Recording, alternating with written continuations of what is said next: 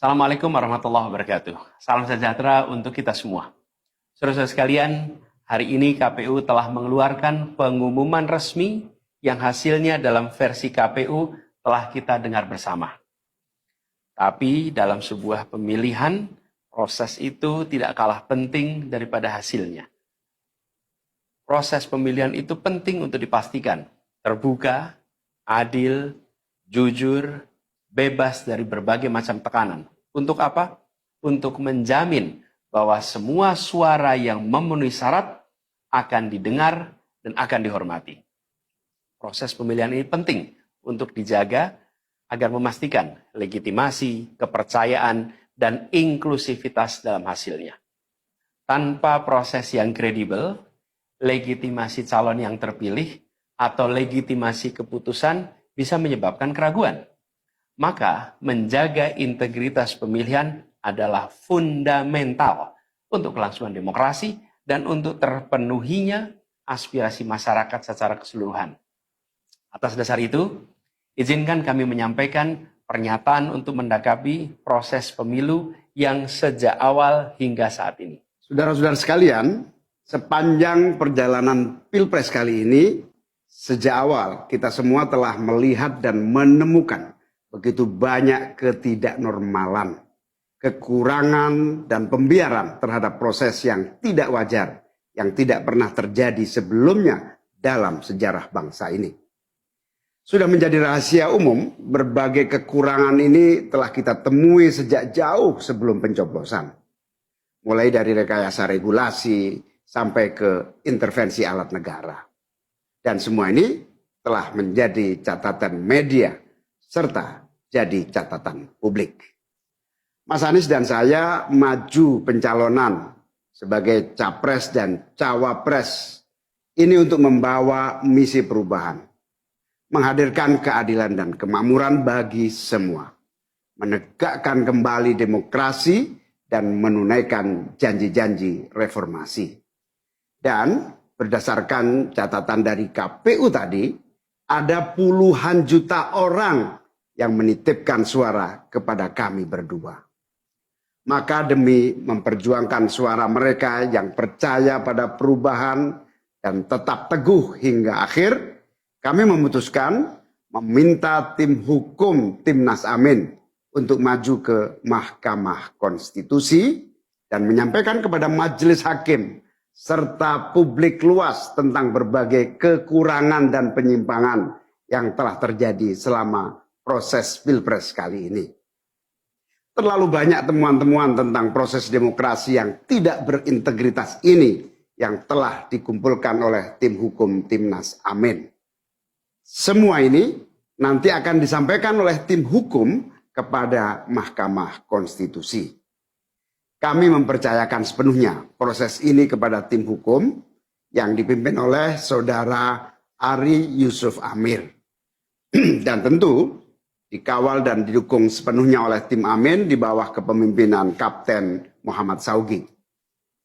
Kami menyerukan kepada seluruh relawan dan pendukung, mari kita dukung sepenuhnya tim hukum berjuang di jalan konstitusional yang telah tersedia secara sah. Dan kita semua akan terus menjaga etika demokrasi, menjaga suasana kedamaian dan persatuan. Saudara-saudara sekalian, kepemimpinan yang lahir dari proses yang ternodai dengan penyimpangan, dengan kecurangan, akan menghasilkan rejim yang outputnya nanti, keluarannya nanti adalah kebijakan-kebijakan yang penuh dengan ketidakadilan. Dan ini yang tidak ingin kita temui di Indonesia. Kita tidak ingin ini terjadi. Dalam prinsip negara demokrasi modern, ketika melihat ketidaknormalan, ketika melihat penyimpangan demokrasi, maka langkah yang dilakukan bukanlah marah-marah lalu melakukan agitasi kepada publik. Tapi langkah yang dilakukan adalah mengumpulkan semua sinyalemen, semua bukti-bukti untuk kemudian nanti dibawa ke depan hakim, ke depan Mahkamah Konstitusi. Ini ciri pribadi, ciri organisasi, dan ciri negara yang modern, yang matang, yang beradab. Karena itu sejak awal kami katakan, kami tidak akan gegabah Walaupun kami merasakan sejak masa kampanye sampai pemilihan terlalu banyak ketidaknormalan, penyimpangan yang kami alami. Tapi kami memilih untuk mengumpulkan itu semua secara hati-hati, melakukan validasi, memastikan akurat. Kenapa? Karena kita ingin negeri ini, negara tercinta kita ini terus maju makin matang dalam berdemokrasi, makin matang dalam bernegara. Dan ini kita kerjakan dengan keseriusan. Kita tidak ingin proses demokrasi yang terjadi membuat kita mundur mendekati masa prareformasi. Karena itulah kita menjaga semua proses ini secara baik, secara tertib. Walaupun itu semua kita lakukan, akan ada saja yang berusaha merendahkan usaha konstitusional ini. Ada saja yang nanti akan mendegradasi usaha konstitusional ini. Seakan ini adalah sikap penyangkalan dan tidak mau menerima kekalahan. Izinkan kami tegaskan di sini. Kami tidak ingin membiarkan penyimpangan atas demokrasi itu berlalu tak ditantang. Kami tidak ingin penyimpangan itu berlalu tanpa catatan. Kami tidak ingin ini menjadi presiden yang buruk bagi generasi-generasi yang akan datang.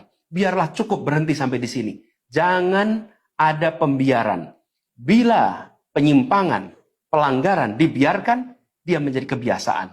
Bila kebiasaan dibiarkan, dia menjadi budaya. Kita tidak ingin budaya demokrasi kita penuh dengan ketidaknormalan. Kita ingin mengembalikan demokrasi kita menjadi demokrasi yang penuh dengan kewarasan. Demokrasi yang mengedepankan adab. Ini yang harus kita kerjakan. Karena itulah kenapa kita memilih jalur ini. Karena kita ingin agar pengalaman ini nantinya tidak menular. Tidak menular kemana? Ke pemilihan-pemilihan berikutnya. Baik pilpres, nanti akan ada ratusan pilkada, akan ada pileg tingkat 1, tingkat 2, yang tidak boleh mengalami yang pernah kita saksikan sama-sama. Walaupun kami sadar, kita ini dalam situasi yang tidak normal. Banyak yang menyampaikan kepada kami, bahwa kemungkinan untuk bisa mendapatkan keadilan itu, kemungkinannya amat kecil. Berbagai pihak mengatakan, ini lembaga-lembaga negara yang terkait penyelenggaraan pemilu, terkait penyelenggaraan sengketa, telah terkooptasi oleh oknum-oknum yang sudah terbukti melanggar etik.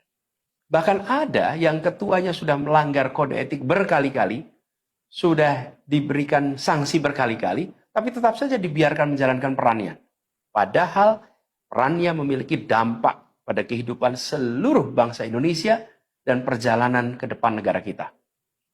Meskipun kita dengar itu semua, meskipun kita saksikan ketidaknormalan itu, tapi kami tetap memilih berada pada jalan dan jalur konstitusi. Kami berharap pertolongan Allah Subhanahu wa taala, pertolongan Tuhan yang Maha Kuasa. Semoga Allah bukakan, Allah teguhkan hati para hakim konstitusi itu untuk mereka bisa imparsial, untuk mereka memiliki keberanian, untuk mereka mengambil keputusan yang adil, keputusan yang benar, keputusan yang nantinya akan mereka pertanggungjawabkan di hadapan Tuhan yang Maha Kuasa. Keputusan yang akan mereka pertanggungjawabkan di hadapan sejarah perjalanan bangsa Indonesia, yang akan dipertanggungjawabkan di depan anak cucu mereka di kemudian hari. Ini adalah harapan kita, dan kami yakin insya Allah mereka akan bisa menjalankan apa yang menjadi harapan dari kita semua. Mari kita terus jalankan perjuangan ini dengan menjunjung tinggi etika, menjaga kedamaian dan persatuan. Kita dukung langkah tim hukum, dan kita biarkan segala temuan itu nantinya disampaikan dan menjadi rekam sejarah yang tercatat secara resmi dalam lembaran risalah-risalah Mahkamah Konstitusi Republik Indonesia. Ini biar menjadi catatan, biar catatan pengingat, catatan yang penting bagi perjalanan Republik ini, perjalanan bangsa ini di masa yang akan datang. Seperti saya katakan tadi, jangan sampai ini berulang lagi. Dan izinkan kami mengakhiri dengan menyampaikan terima kasih. Kami sampaikan terima kasih kepada semua yang telah bekerja keras, kepada seluruh tim yang telah bekerja sepenuh hati, dengan luar biasa hingga tuntas, dan kepada seluruh pendukung, seluruh simpatisan yang tak henti menguatkan kami